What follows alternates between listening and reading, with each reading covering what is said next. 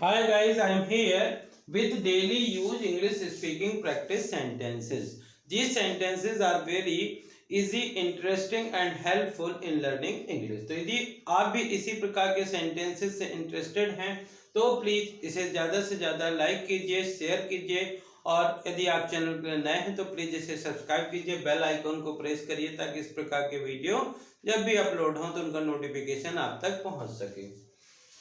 Our first sentence is to any extent। यदि हम कहना चाहते हैं कि किसी भी हद तक या किसी भी सीमा तक, वह किसी भी हद तक जा सकता है।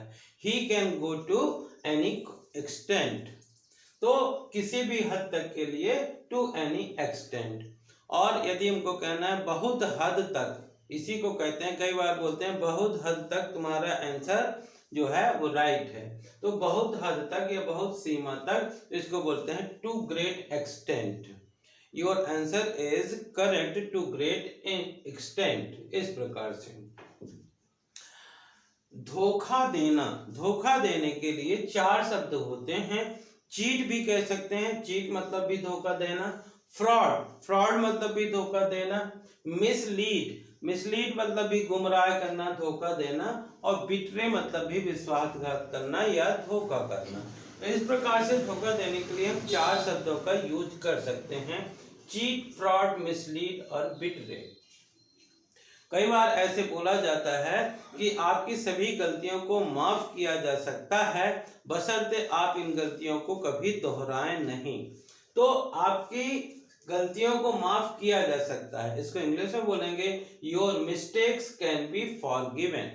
Your mistakes can be forgiven. जब कोई व्यक्ति किसी को समझाकर किसी प्रकार से उलटफेर कर देता है तो इसको इंग्लिश में मैनिपुलेट कहा जाता है, यानी कुछ का कुछ कर देना कहीं पे। तो हम कहना चाहते हैं कि चूंकि अब बहुत ज्यादा स्ट्रिक्ट एडमिनिस्ट्रेशन है, वह कोई उलटफेर नहीं करता। अब वह कोई उलटफेर नहीं करता है, उसको बोलेंगे he doesn't manipulate now. He doesn't manipulate now. अब वह कोई उलटफेर नहीं करता है।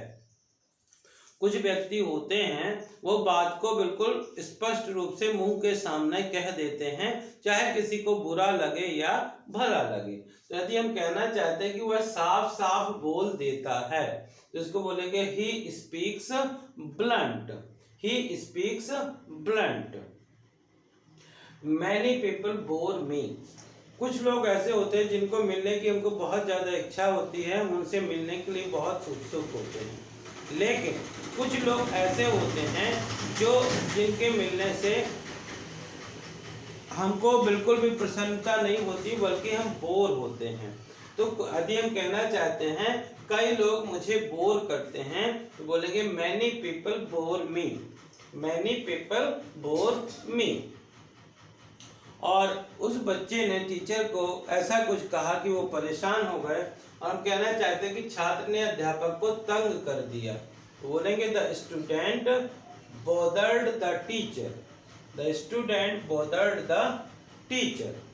और जब हम किसी को ये कहना चाहते हैं कि समझौते की शर्त के अनुसार तो इसको बोलेंगे as per the condition of agreement. As per the condition of agreement. तो कई बार ऐसा बोला जाता है कि समझौते की शर्त के अनुसार, यानी जो समझौता हुआ था उसमें एक शर्त रखी गई थी, उसी के अनुसार ऐसा हम कर रहे हैं। तो as per the condition of agreement. As per the condition of agreement. Agreement मतलब समझौता, कंडीशन मतलब शर्त। जब कोई हमको कोई प्रपोजल देता है, कोई चीज का प्रस्ताव रखता है तो हमें उस बारे में विचार करना चाहिए, विचार के बाद ही हाँ या ना का जवाब देना चाहिए। तो यदि इसी प्रकार से किसी ने कोई प्रपोजल दिया है और हम कहना चाहते हैं कि हमें उसके प्रस्ताव के बारे में विचार अवश्य करना चाहिए तो बोलेंगे we must consider his proposal. We must consider his proposal. तो these are some sentences which used in our daily life. तो इसी प्रकार के सेंटेंस यदि आपके पास होते हैं तो आप आसानी से इंग्लिश बोल सकते हैं। तो इसी प्रकार के सेंटेंसेस के लिए प्लीज सब्सक्राइब कीजिए पंकज इंस्टीट्यूट ऑफ इंग्लिश तथा इसे ज़्यादा से ज़्यादा लाइक और शेयर करिए। यदि आप इन सेंटेंसेस को बार बार पढ़ते, बोलते या केवल सुनते हैं तो आप भी इस प्रकार के सेंटेंसेस का यूज अपनी डेली लाइफ में कर सकते हैं। Please, thank you for watching.